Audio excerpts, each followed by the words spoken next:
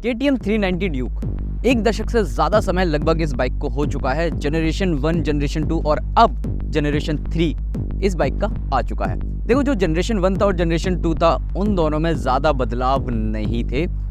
कह सकते हो कि इंजन सेम था, लेकिन कुछ कॉस्मेटिक बदलाव, कुछ इलेक्ट्रॉनिक बदलाव कंपनी ने उसमें किए थे। लेकिन अब ये जो जनरेशन 3 आप देख रहे हो KTM 390 ड्यूक का 2024 मॉडल है, और इस बाइक में कंपनी ने पूरी तरह बदलाव किए हैं। चाहे आप इंजन ले लो, चाहे आप इस बाइक के एस्थेटिक्स देख लो, डिज़ाइन देख लो, लुक्स देख लो, फीचर्स देख लो, इलेक्ट्रॉनिक्स देख लो, सब कुछ कंपनी ने बदल दिया है।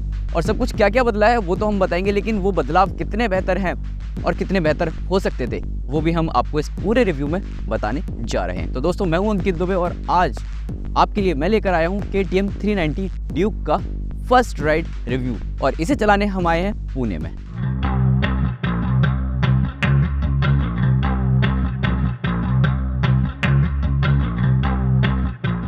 सबसे पहले लुक्स और डिज़ाइन की बात करते हैं तो KTM 390 ड्यूक जो कि 2024 मॉडल है, ये दिखने में आपको जो इस बाइक का बड़ा भाई है, सबसे बड़ा भाई है 1290 सुपर ड्यूक, उसकी याद दिलाएगा और उसके जैसा नज़र भी आएगा। अगर आप इस बाइक का फ्रंट प्रोफाइल देखते हैं, काफ़ी ब्रॉड नज़र आता है। हेडलाइट आपको काफ़ी ज़्यादा सुंदर देखने को मिल जाती है, और साथ ही जो सस्पेंशन है उसमें अब आपको रिबाउंड और कंप्रेशन का एडजस्टमेंट देखने को मिल जाता है। हालांकि यूएसडी सस्पेंशन है और 5 स्टेप एडजस्टेबल आप इसमें देख सकते हैं, कर सकते हैं, वो भी काफ़ी ईजिली सिर्फ और सिर्फ अपने हाथ से।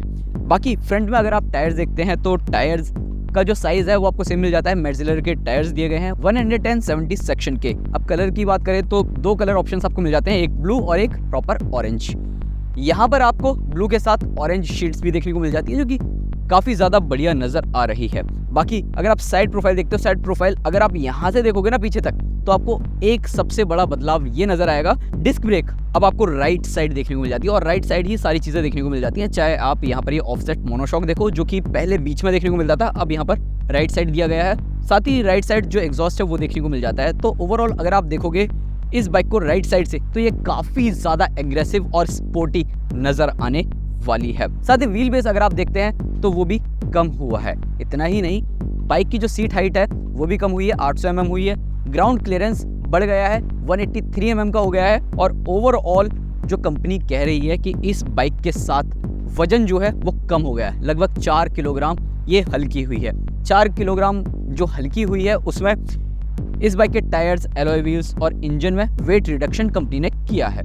एल्यूमिनियम का सब फ्रेम भी आपको इस बाइक में दिया गया है, जो कि आप यहाँ पर देख सकते हैं। बाकी सीट की अगर हम बात करते हैं तो सीट जो है काफ़ी बढ़िया कुशनिंग के साथ देखने को मिल जाती है, और अच्छे खासे साइज के साथ भी ये दी जा रही है। पिलियन के लिए भी उतना ही कंफर्ट देखने को मिलेगा जितना कि पहले मिल रहा था, और जो इस बाइक को चलाएगा उसे तो कंफर्ट मिलने ही वाला है। बाकी स्प्लिट ग्रेप हैंडल्स आपको यहाँ मिल जाते हैं, और रेयर प्रोफाइल अगर आप देखते हैं तो ये भी काफ़ी ज़्यादा एग्रेसिव नज़र आती है।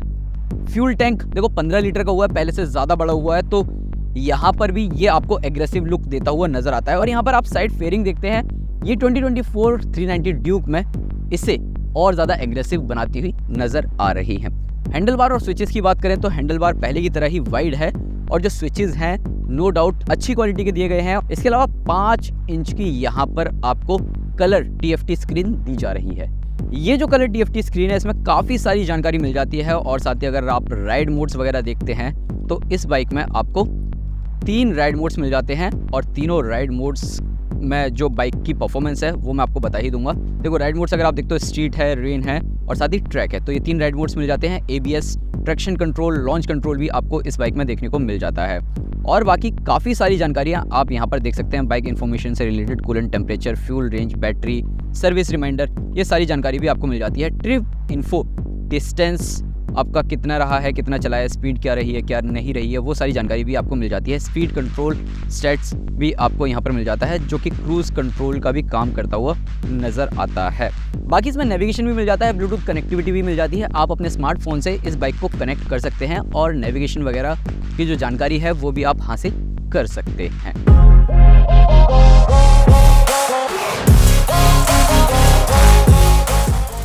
राइडिंग पोजीशन और एर्गोनॉमिक्स की बात की जाए तो देखो, मेरी हाइट जो है वो 5 फीट 4 इंचेस है, और जैसा कि शुरुआत में बताया सीट हाइट कम हुई है, तो ऐसे में अगर मैं इस बाइक पर बैठता हूँ तो मेरे जो पैर हैं वो यहाँ पर आप देख सकते हैं हाफ दोनों पैर आ रहे हैं, फुल नहीं आ पा रहे हैं। जिन लोगों की हाइट 5.5 फीट से ज़्यादा होगी उनके पूरे पैर भी आ जाएंगे।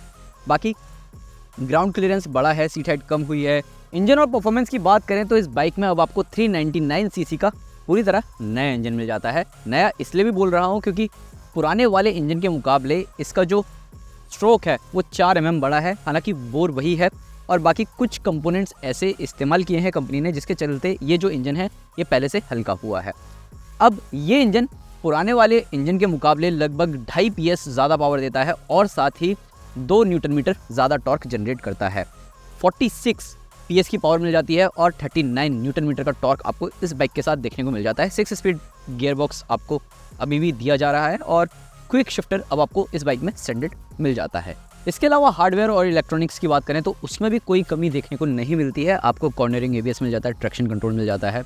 अब इस बाइक का जो इंजन है ना इतना ज़्यादा रिफाइंड है, इतना ज़्यादा दमदार है कि आप रोड पर तो चलाओगे वहाँ पर तो खुश रहोगे, साथ ही साथ अगर आपने ट्रैक पर इस मशीन को चला लिया ना तो वहाँ पर और भी ज़्यादा खुशी आपको महसूस होगी। अब आप मुझे देख रहे हो कि मेरे फेस पर किस तरीके से स्माइल है, वो स्माइल सिर्फ इसी बाइक की वजह से है। देखो रोड पर हमने इस बाइक को चलाया तो रोड पर जब हमने इस बाइक को चलाया ना तो इनिशियल RPM पर यानी कि कह सकते हो कि इनिशियल रेव देते ही ना आपके हाथों पर थोड़ा सा वाइब्रेशन ये मशीन देती है। लेकिन जैसे ही आप इसे और ज़्यादा तेज़ तर्रार रफ्तार पर चलाते हैं, 90-100 kmph की रफ्तार पर आप इसे चलाते हैं तो वहाँ पर वाइब्रेशन बिल्कुल भी नहीं मिलते। इंजन काफ़ी बढ़िया प्रतिक्रिया देता हुआ नज़र आता है। और सबसे बेस्ट पार्ट तो ये है कि इस इंजन में देखो जो एयर कूलर है, जो फैन है, वो अब 2 एक्स्ट्रा बढ़ा दिया। तो ऐसे में पहले हीटिंग की समस्या आपको देखने को मिलती थी KTM 390 ड्यूक से, अब वो समस्या भी देखने को नहीं मिलती। लगभग मैं इस बाइक को 80 से 100 किलोमीटर तक चला चुका हूँ और इस पूरी राइड के दौरान ना मुझे इस बाइक ने कहीं से भी निराश नहीं किया है। राइड क्वालिटी काफ़ी बढ़िया मिल जाती है। सस्पेंशन देखो, अगर आप सिटी में चला रहे हो तो उस हिसाब से आप सस्पेंशन को एडजस्ट कर सकते हो, आगे वाले और पीछे वाले भी। और अगर आप ट्रैक पर चला रहे हो तो उस हिसाब से भी इन सस्पेंशंस को आप ट्यून कर सकते हो। और बाकी राइड क्वालिटी से भी आपको शिकायत नहीं मिलेगी। थोड़ी सी स्टिफ ज़रूर नज़र आएगी। अब देखो स्पोर्ट बाइक है, स्ट्रीट फाइटर बाइक है, तो उस हिसाब से राइड क्वालिटी भी कंपनी ने इसकी रखी है। बाइक के डायनेमिक्स बहुत ही ज़बरदस्त है, राइड एंड हैंडलिंग बढ़िया है। सबसे बेस्ट पार्ट तो ये है कि इस बाइक में सबसे ज़्यादा पावर टू वेट रेशियो देखने को मिल जाता है। इसी वजह से आप इस बाइक को अगर तेज़ रफ्तार में कॉर्नरिंग कर रहे होते हैं तो वहाँ पर आपका जो कॉन्फिडेंस है वो डाउन होता हुआ नज़र नहीं आता है। 3 ride modes, rain, track and street. Track mode पर हमने इस बाइक को लॉन्च कंट्रोल ऑन करके भी चलाया तो वहाँ पर इस बाइक का जो लॉन्च कंट्रोल है बहुत ही ज़्यादा ज़बरदस्त देखने को मिला है।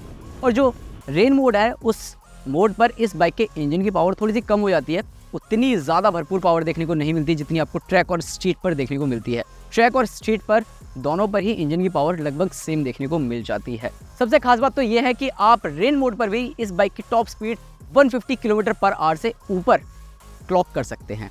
और ट्रैक पर अगर आप चला रहे हैं तो मैंने इस बाइक से टॉप स्पीड 162-163 km/h तक क्लॉक की है, जो कि बहुत ही ज़्यादा ज़बरदस्त है। और कंपनी का कहना है कि भैया इस बाइक की टॉप स्पीड 155 km/h है, लेकिन उससे ज़्यादा मैंने इस बाइक में ऑलरेडी क्लॉक कर लिया। अब एक चीज़ और जो कि काफ़ी ज़्यादा बढ़िया है, अगर आप आंकड़ों पर आते हैं, 0 से 60 kmph की रफ्तार पकड़ने में इसे 2.4 सेकंड्स का वक्त लगता है, जबकि पहले सेकंड जनरेशन को 2.8 सेकंड्स का वक्त लग रहा था। और 0 से 100 kmph की रफ्तार पकड़ने में 5.4 सेकंड्स का वक्त लगता है, जबकि सेकंड जनरेशन को 5.8 सेकंड्स का वक्त लग रहा था।